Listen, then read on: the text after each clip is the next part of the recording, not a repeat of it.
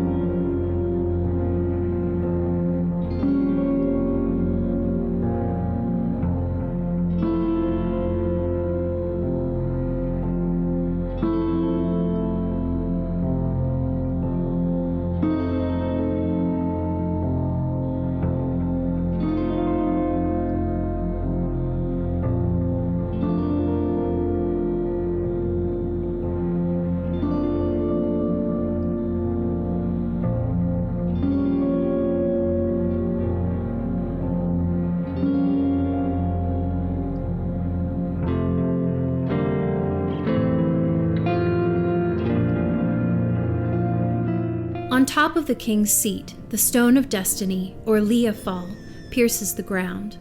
According to mythology, it was one of the 4 treasures brought to Ireland by the Tuatha De Danann. It is said to roar when touched by the rightful king of Tara.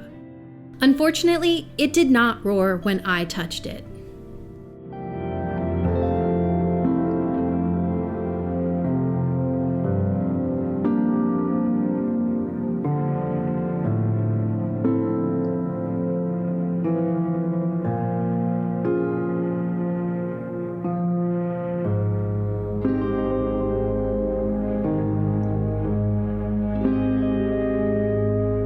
Next to the royal seat is Cormac's house, home of the legendary King Cormac MacArt, whose 40-year reign as High King of Ireland was a golden age for Tara.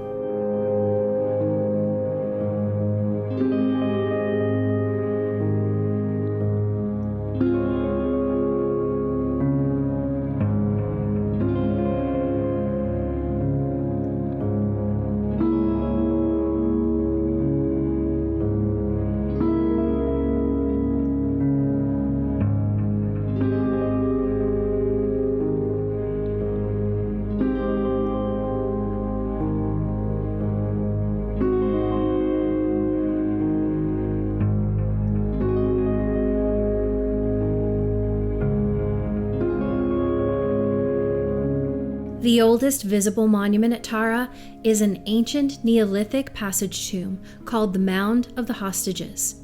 It has housed the cremated remains of up to 500 people for the past 5,000 years. It is oriented so the sun shines directly into the chamber on Samhain and Imbolc. As far as I can tell, the name comes from the medieval period due to the fact that the symbolic exchange of hostages happened there.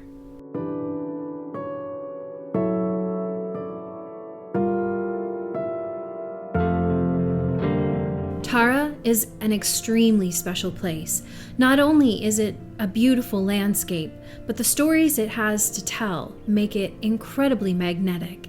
It's no wonder that this is one of the most visited places by tourists in all of Ireland.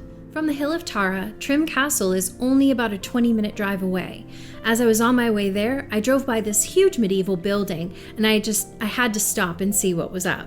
This place was not at all on my radar, but it was one of the coolest looking ruins I saw my entire trip. And this is what I learned about it after. The building is called Bective Abbey. It was founded in 1147 for the Cistercian order by Merca O'Mallaghan, King of Meath.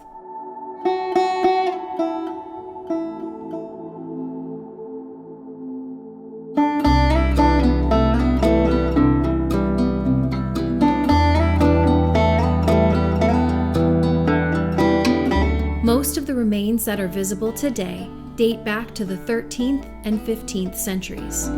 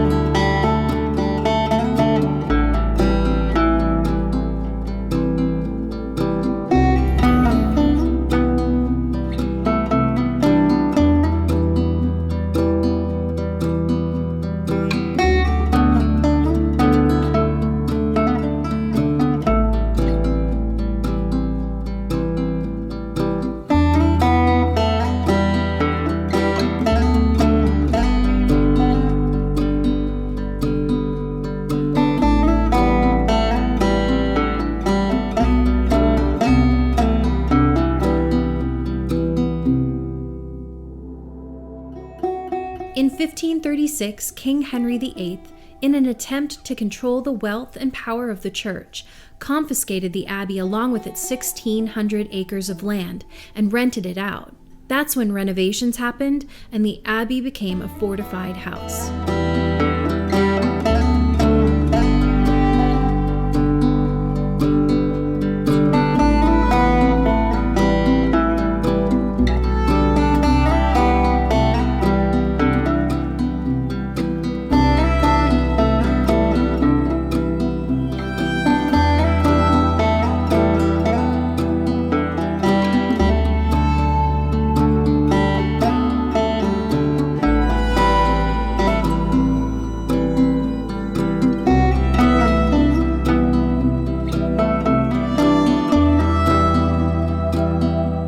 Bective Abbey is so picturesque, it has been used in a number of films like Captain Lightfoot starring Rock Hudson, Braveheart, and the recent Matt Damon-Ben Affleck film The Last Duel.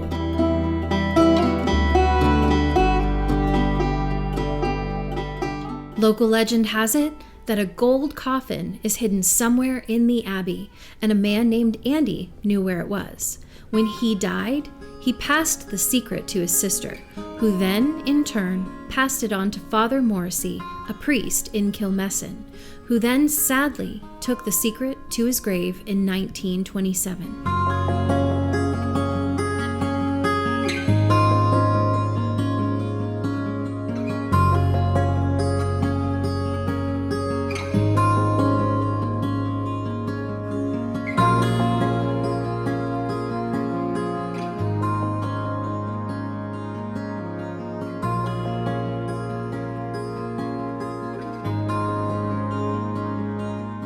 Another story tells of a man from Navan who immigrated to the US and had a dream of gold in an old abbey at home in Ireland.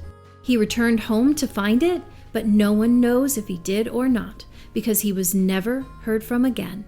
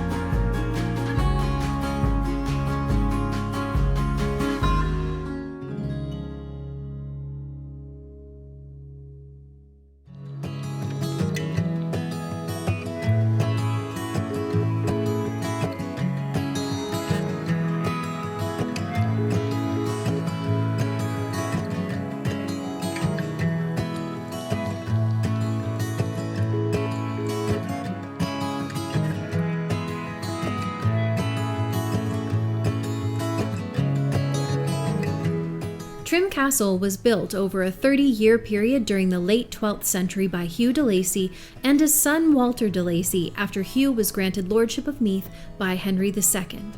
Henry was wary of Richard de Clare, Strongbow. He was worried that his power was growing too much and raised up Hugh de Lacy to keep him in check.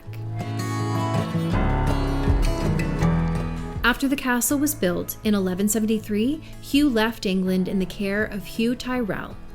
Rory O'Connor, the High King of Connacht, who exiled Dermot McMurrough, considered the land on which the castle stood his own and attacked and burned the traditional ringwork castle to the ground. It was later rebuilt as a stone structure that was said to be all but impregnable. Over the years, many additions were built.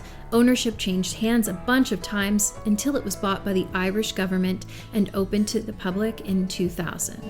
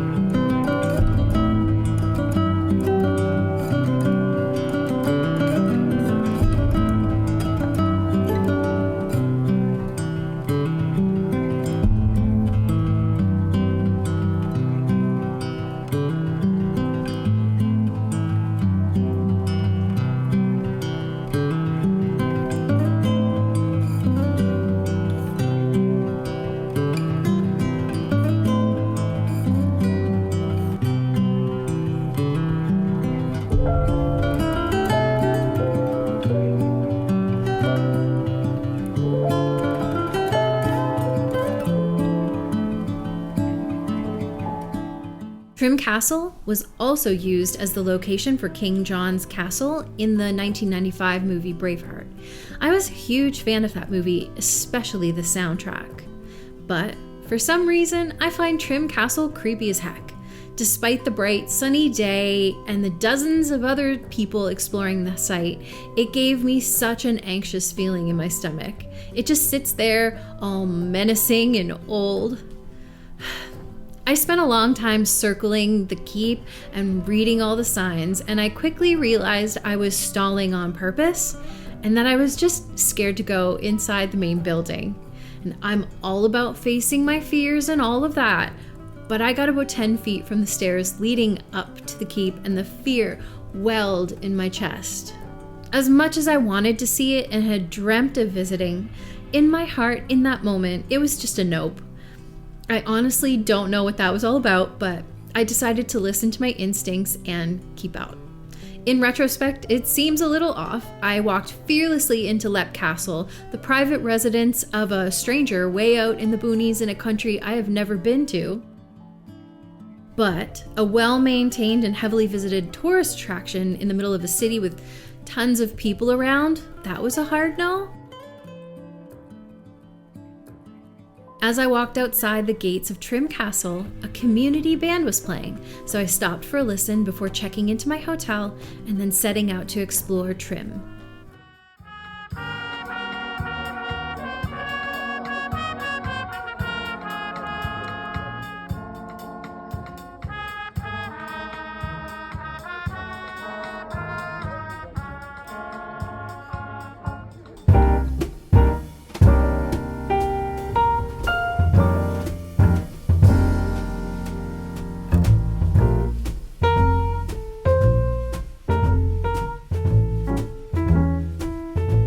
This is the oldest unaltered bridge in Ireland that is still in use. In the 1300s, floods destroyed the wooden bridge across the River Boyne in Trim Town, so then this stone bridge was constructed.